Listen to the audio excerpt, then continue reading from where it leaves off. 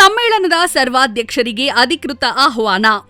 ಕುಷ್ಟಗಿ ತಾಲೂಕು 13ನೇ ಕನ್ನಡ ಸಾಹಿತ್ಯ ಸಮ್ಮೇಳನದ ಸರ್ವಾಧ್ಯಕ್ಷರಾಗಿ ಆಯ್ಕೆಯಾದ ಹನುಮಂತಪ್ಪ ಯಲ್ಲಪ್ಪ ಈಟಿ ಅವರನ್ನು ಪಟ್ಟಣದ ವಾಲ್ಮೀಕಿ ಮಂದಿರದಲ್ಲಿ ಸನ್ಮಾನಿಸಿ ಗೌರವಿಸುವ ಮೂಲಕ ಸಮ್ಮೇಳನಕ್ಕೆ ಸ್ವಾಗತ ಸಮಿತಿ ಅಧ್ಯಕ್ಷ ಶಾಸಕ ದೊಡ್ಡನಗೌಡ ಪಾಟೀಲ್ ಹಾಗೂ ಕಸಾಪ ಸಮಿತಿಯವರು ಆಹ್ವಾನಿಸಿದ್ರು. ಶಾಸಕ ದೊಡ್ಡನಗೌಡ ಪಾಟೀಲ್ ಮಾತನಾಡಿ, ಸಮ್ಮೇಳನದ ಸರ್ವಾಧ್ಯಕ್ಷರಾಗಿ ಆಯ್ಕೆಯಾದಂತಹ ನಿವೃತ್ತಿ ಸಿಡಿಪಿಒ ಅಧಿಕಾರಿಗಳಾದ ಹನುಮಂತಪ್ಪ ಈಟಿ ಅವರು ನಿವೃತ್ತಿ ನಂತರ ನೆಮ್ಮದಿಯಿಂದ ಜೀವನ ನಡೆಸಬಹುದಿತ್ತು. ಆದರೆ ಅವರು ಸಮಾಜಮುಖಿ ಕೆಲಸದಲ್ಲಿ ತೊಡಗಿಕೊಂಡು ಲೇಖನಗಳನ್ನು ಬರೆಯುವ ಮೂಲಕ, ಪುಸ್ತಕಗಳನ್ನು ಹೊರತರುವ ಮೂಲಕ ಸಾಹಿತ್ಯ ಕೃಷಿಯನ್ನ ಮಾಡಿರುವುದು ಹೆಮ್ಮೆಯ ಸಂಗತಿ ಎಂದರು. ತಾಲೂಕಿನ ಹೊಲಗೇರಿಯಲ್ಲಿ ನಡೆಯುವ ಸಮ್ಮೇಳನವನ್ನು ಅರ್ಥಪೂರ್ಣವಾಗಿ ಕಾರ್ಯಕ್ರಮವನ್ನು ನಡೆಸಬೇಕಿದ್ದು, ನಾಡು ನುಡಿಗಾಗಿ ಮೀಸಲಾಗದೆ ಏರ್ಪಡಿಸುವಂತಹ ಸುದ್ದಿಗೋಷ್ಠಿಯಲ್ಲಿ ನಮ್ಮ ಭಾಗದ ಅನೇಕ ಜ್ವಲಂತ ಸಮಸ್ಯೆಗಳ ವಿಷಯವನ್ನ ಇಟ್ಟುಕೊಂಡು ಅವುಗಳ ನಿವಾರಣೆಗಾಗಿ ಪರಿಹಾರ ಕಂಡುಕೊಳ್ಳಬೇಕು ಎಂದರು. ಸಾಹಿತಿ ಹನುಮಂತಪ್ಪ ಈಟಿಯವರು ಮಾತನಾಡಿ, ನಾನು ಸಾಹಿತ್ಯ ಕ್ಷೇತ್ರದಲ್ಲಿ ಮಾಡಿರುವ ಅಲ್ಪ ಸೇವೆಯನ್ನ ಗುರುತಿಸುವ ಮೂಲಕ ನನ್ನನ್ನು ಸಮ್ಮೇಳನ ಅಧ್ಯಕ್ಷರನ್ನಾಗಿ ಮಾಡುವ ಮೂಲಕ ದೊಡ್ಡ ಜವಾಬ್ದಾರಿಯನ್ನು ಕೊಟ್ಟಿದ್ದೀರಿ. ಇದನ್ನು ಸರಿಯಾಗಿ ನಿಭಾಯಿಸಿಕೊಂಡು ಹೋಗುತ್ತೇನೆ ಎಂದರು. ಕೇಂದ್ರ ಕಸಾಪ ಪ್ರತಿನಿಧಿ ನಬೀಸಾಬಾ ಕುಷ್ಟಗಿ, ಶರಣಪ್ಪ ವಡಗೇರಿ, ರವೀಂದ್ರ ಬಾಕಳೆ ಮಾತನಾಡಿದ್ರು.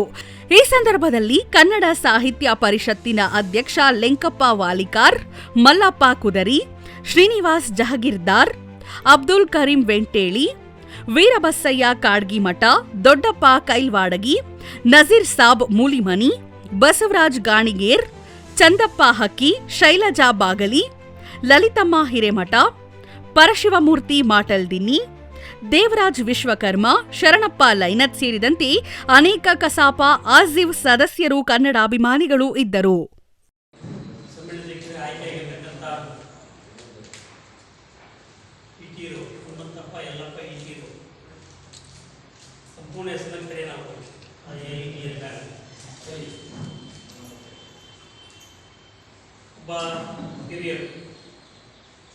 ಇವತ್ತು ಕಾರ್ಯಕ್ರಮದಲ್ಲಿ ಆಯ್ಕೆ ಮಾಡಿ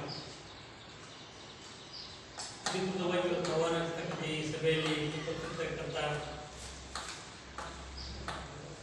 ತಾಲೂಕಾ ಅಧ್ಯಕ್ಷರಾಗಿರ್ತಕ್ಕಂಥ ಲೆಂಕಪ್ಪ ಅವರು ಆದಿಯಾಗಿ ನಬೀಸಾಬ್ ಇರ್ಬೋದು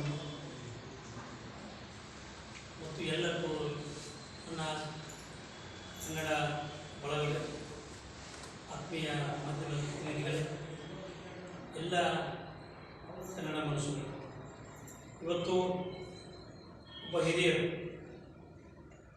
ಪೂಜ್ಯ ನನ್ನ ತಂದೆಯವರ ಜೊತೆ ಒಡನಾಟ ಇರ್ತಕ್ಕಂಥವ್ರು ಈಟಿಯರು.